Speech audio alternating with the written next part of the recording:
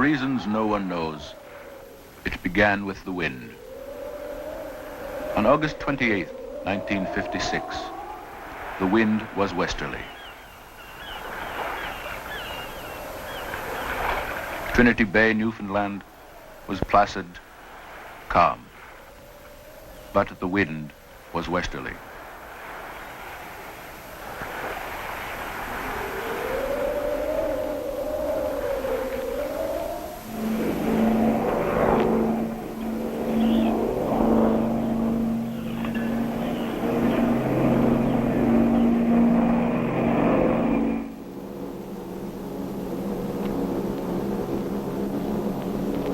On August 28th, TCA passengers from Gander to St. John's could have seen no hint of gathering violence in the scene far below.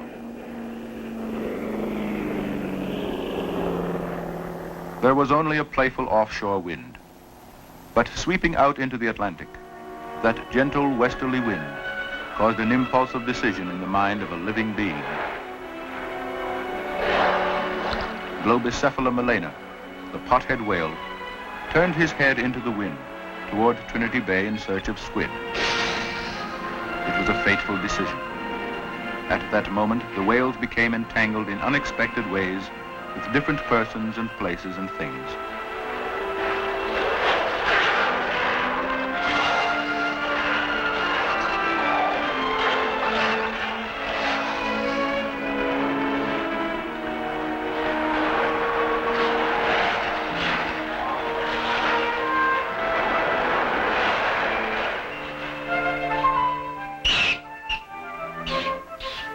This little animal was unaware of the 2-ton creatures far out at sea.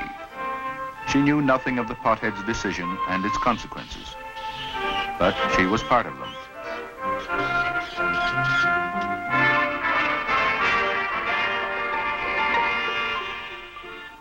So were these Montreal shoppers, who had never heard of Globicephala melena.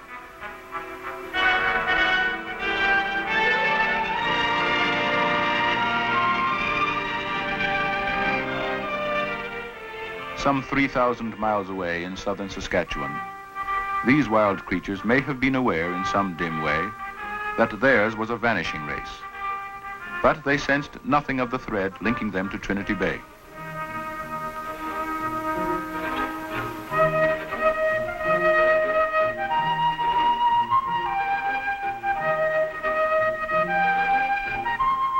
It was a quiet day at Chapel Arm.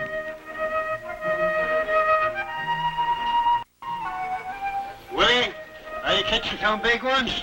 You bet.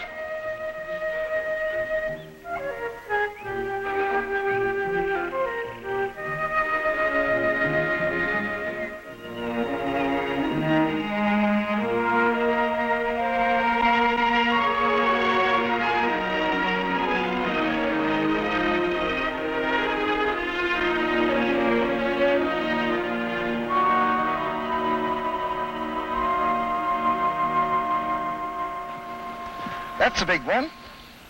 What do you plan to catch one of those with the squid jigger? No, sir. How are you doing with the squid those days? I got about 100 yesterday. Oh, I see. You'd like to catch a whale, though? Yes, sir. Hello, boy. Good luck.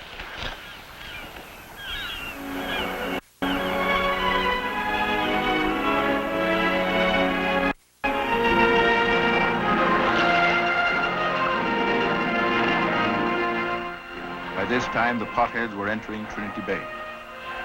Rolling porpoise-like through the waves, the gentle, timid whales were unaware that they were entering a dangerous hunting ground.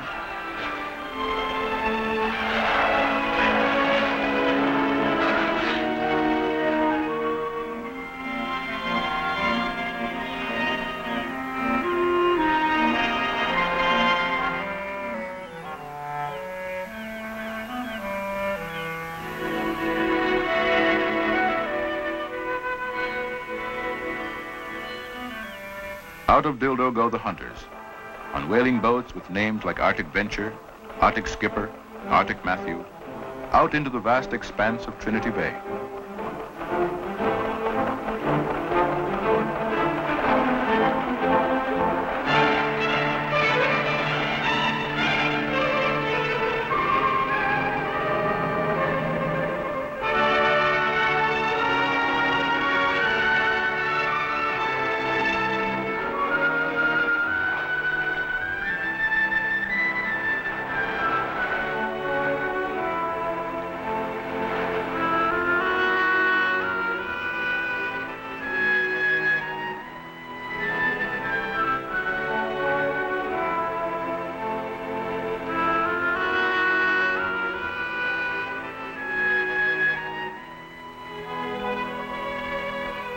This tourist had never heard of Globicephala. The pothead whale meant nothing to him. He was enjoying St. John's ancient harbor.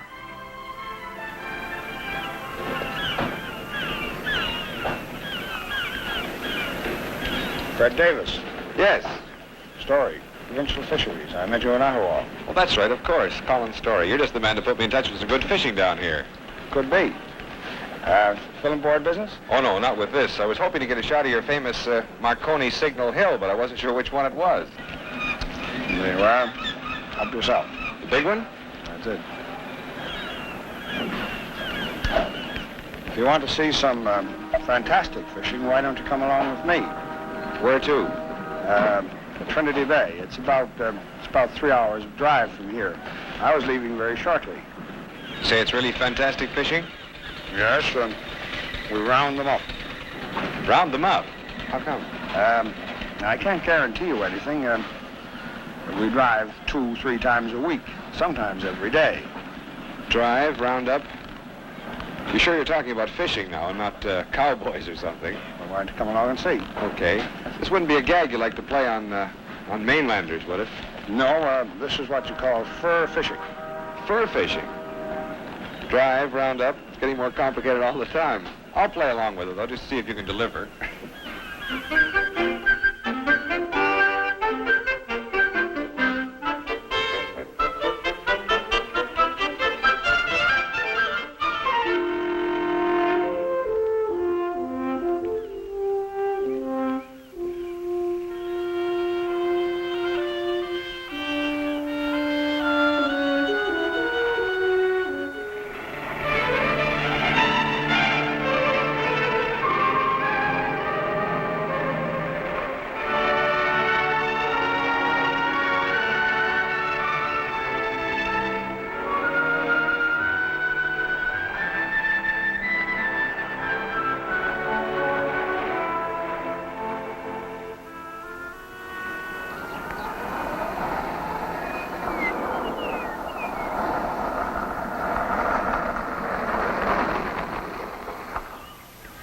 Why are we stopping here? I thought I saw a loon. Now, loons are good eating here. Loons? Yes. I'll give you the Newfoundland recipe. You put the loon in a pot. You add 2 beach rocks. You boil until the beach rocks are soft. Then you throw away the loon and you eat the beach rocks. Okay, now let's see the roundup on those fur-bearing fish.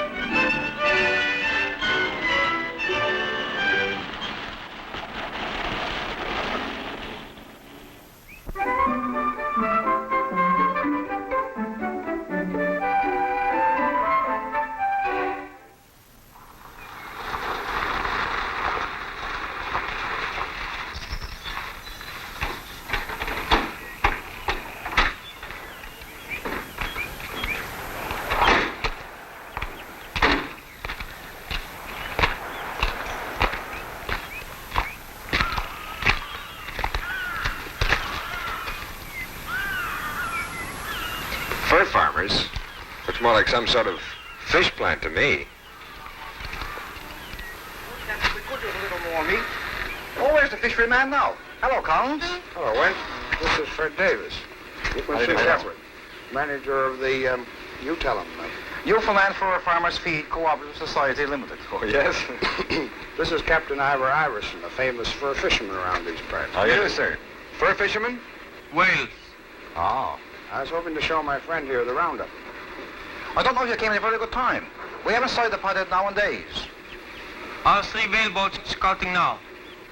I'm just going to check them by radio. I go ahead, if you excuse me. See you later, Captain. You've just seen a genuine Norwegian whaling skipper. Captain, the ship's husband. Husband? Well, you could call him a Commodore of the fleet. He lives over at Harbour Grace, but he comes over every morning. He says to me, "Do you need any meat today?" If I say yes, he sends the boats out. I see. The captain pioneered the industry over here for processing whale meat and oil. I thought you were in the fur business. We are, but there are 3 plants here. The oil is processed by Harding Fisher Products Limited, right over this way. Darn, man, darn.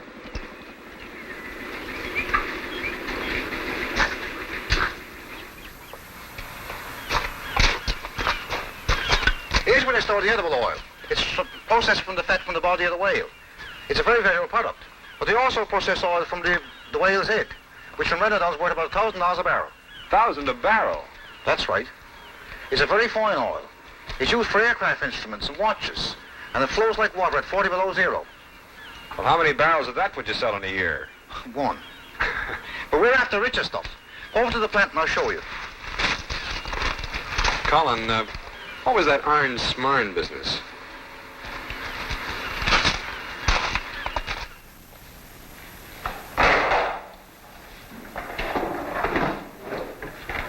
Well, there it is. That's the richer stuff you're after, is it? What is it? Meat, frozen meat. Whale meat? That's right.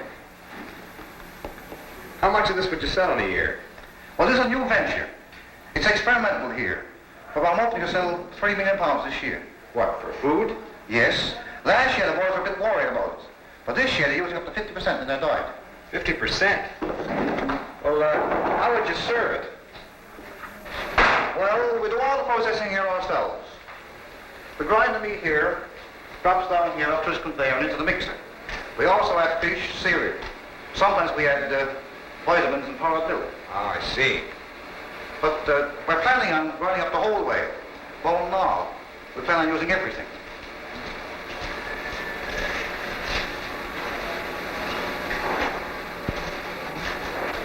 Here's the finished product. We'll load in a special cooler truck and deliver it right to the customer. This wouldn't have anything to do with iron smarn, would it, Colin? Fred's pretty fascinated with some of our local language. Oh, that. Iron Smarn.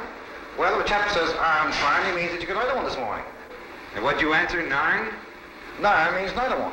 What language is that? English, of course. It is, eh? Would you mind telling me, just who are your customers? Ranchers. Ranchers? Didn't you tell them about the ranchers? I told him about the roundup and he wouldn't believe me. Well, boy, you're in some real Western territory now. Ranchers, roundup, fur fishermen. Come on now, what's it all about? Just, who eats this meat anyway? You better take him up and see George McNeil. Then if we're lucky, we can see the roundup later. Who's George McNeil? George was a Westerner.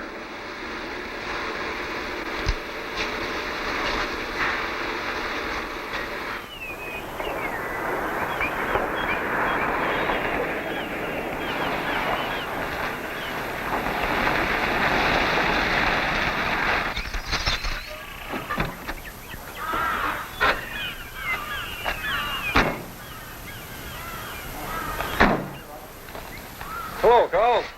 Hi, George. How are you? Mr. Badley, this is Fred Davis. Glad to Fred. Fred's interested in this fur fishing you're doing around here. Fir fishing, eh? Well, come on into the office, Fred, and we'll tell you all we can about it. Fine, thanks. You go ahead, Fred. I'd make a look in the ranch, George. Sure, Carl, go ahead. See you later.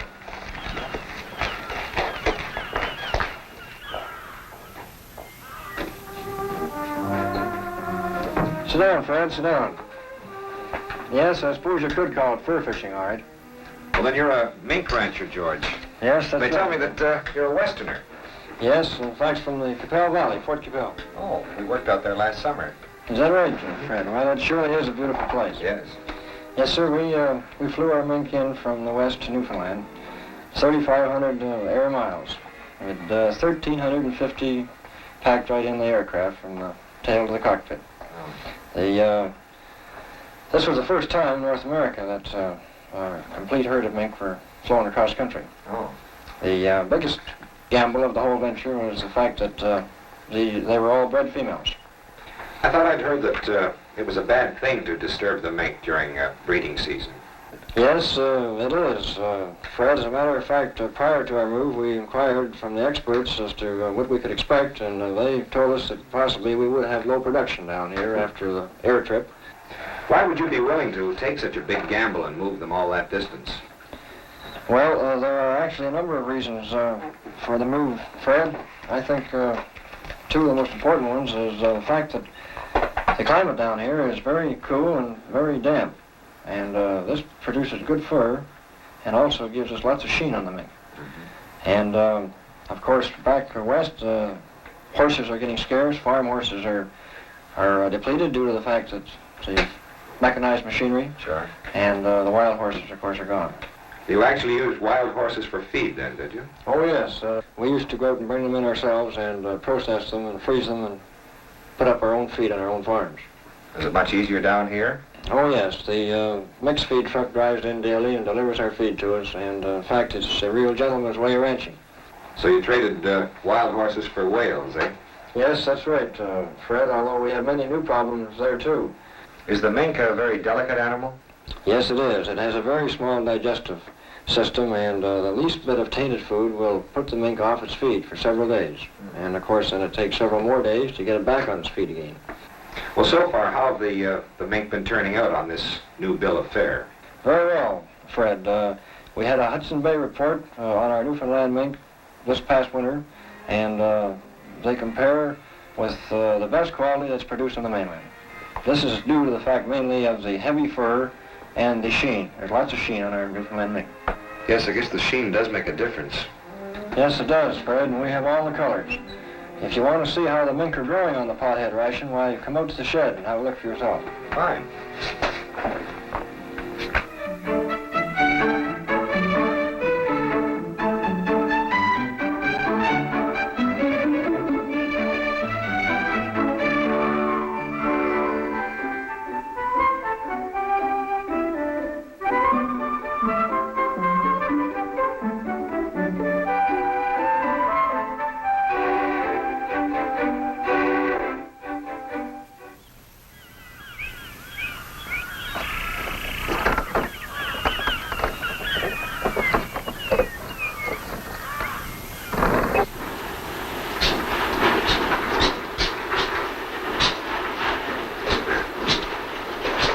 Where's your mink, Fred? They're wonderful colors. Yes, we can produce 17 colors, and changing colors helps the business. As we reach the saturation point on one, why, along comes a new one, and away we go again. This one's blue. Is that the natural color? That's just the way he was born. I always thought the colored furs were dyed. No, it's the crossbreeding that produces the color. There's your whale meat, Fred. That's quite an operation, you know, converting the produce of the sea into mink in 17 colors. I guess fur fishing is the word for it, Colin. Blue mink, eh?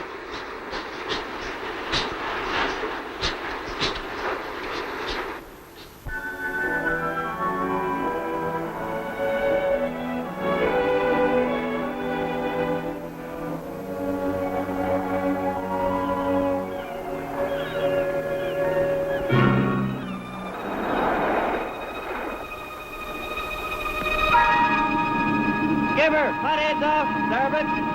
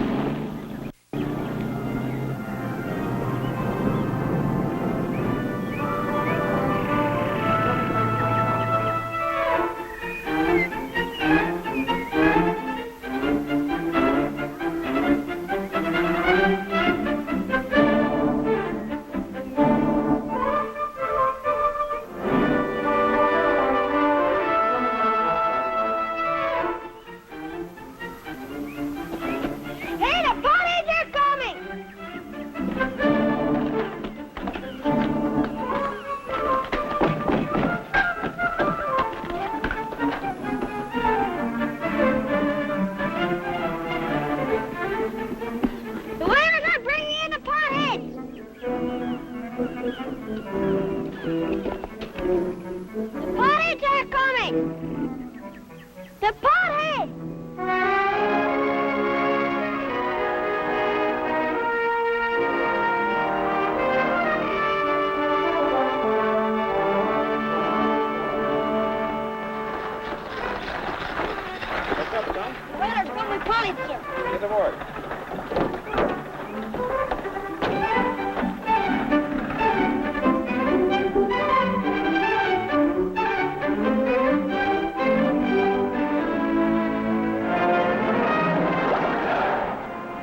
His plan had been simple and straightforward for Globicephala melina.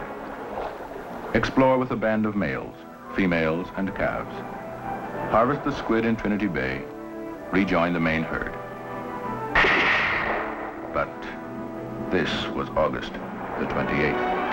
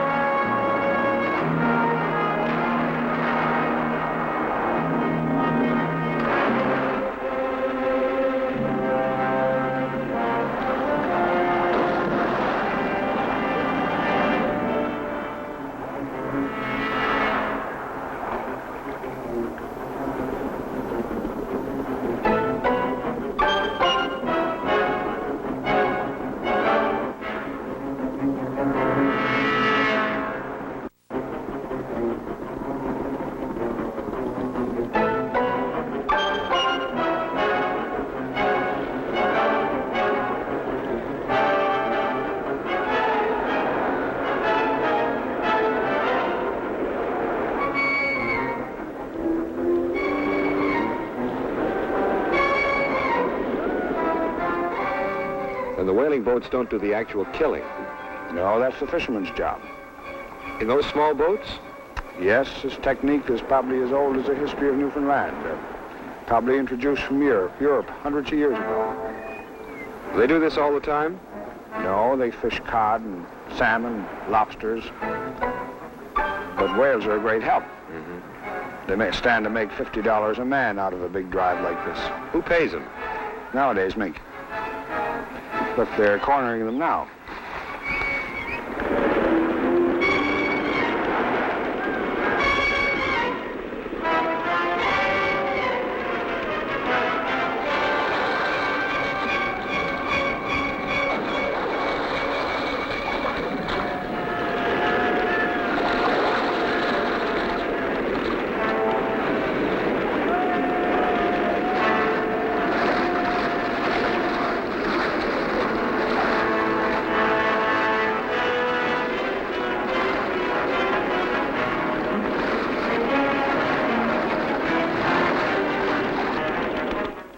Someone will get killed out there. They lose a boat sometimes, never a man. How's that? Putters aren't aggressive.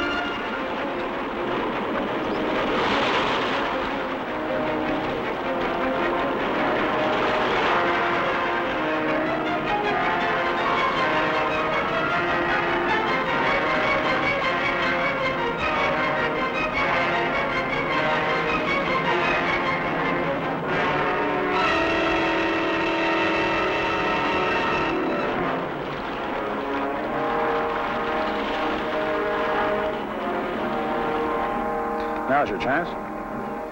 What for? Get some pictures. Oh? Do you want a boat? No, thanks. This is fine right here.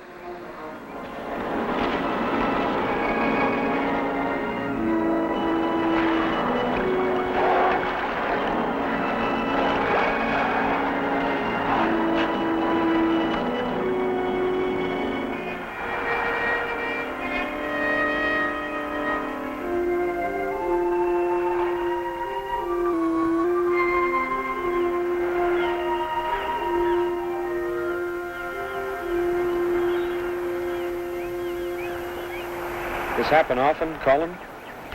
Several times a week through the late summer and fall. sometimes every day.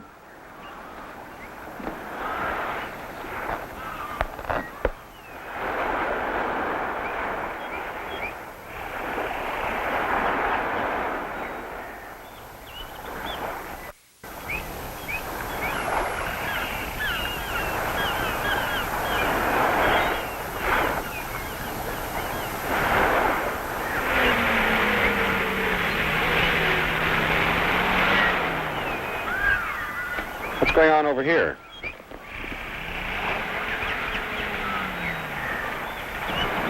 The power wagon for hauling them up.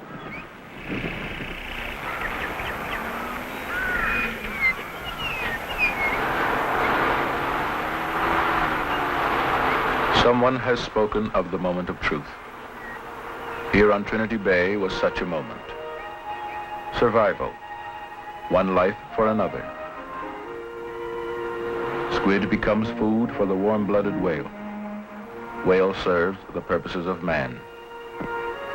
Oil for instruments that measure time and guide an aircraft nearer to heaven. Out of the slaughter, fur in 17 colors to beautify a creature capable of dreams. And $50 to help a man feed his children. A moment of truth on Trinity Bay. For reasons no one knows, it begins with the wind. Tomorrow, the wind would be westerly.